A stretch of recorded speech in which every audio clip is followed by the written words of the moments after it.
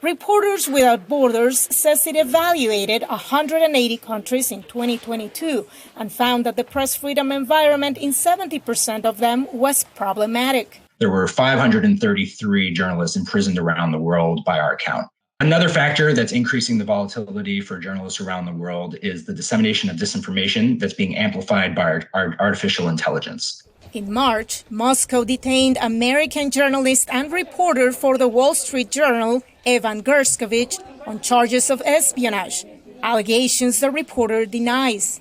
Weimers noted that Russia's crackdown on the media accelerated after the invasion of Ukraine, falling another 9 places to rank 164. What we saw was a wholesale crackdown on mentions of the war on the internet, on the ability of journalists to cover what was really going on.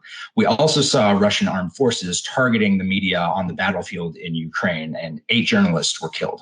East Asia also has some of the worst scores on the index. Vietnam ranked 178 on the list. It has cracked down on reporters and commentators. In the case of China and North Korea, there is no free press. It simply doesn't exist. Reporters in Iran faced repression covering protests related to Mahsa Amini, who died after she was arrested by the morality police.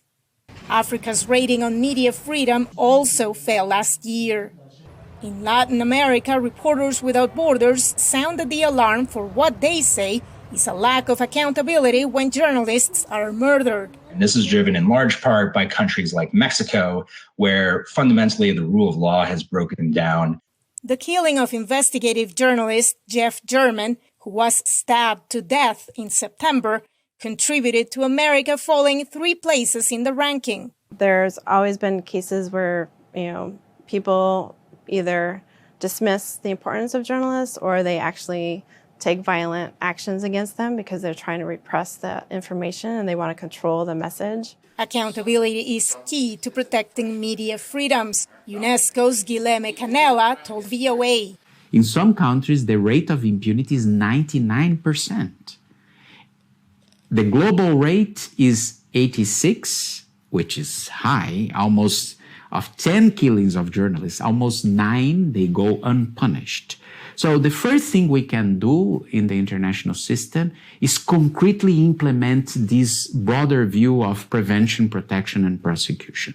On the digital front, UNESCO says female journalists are increasingly being threatened and, in some cases, physically attacked.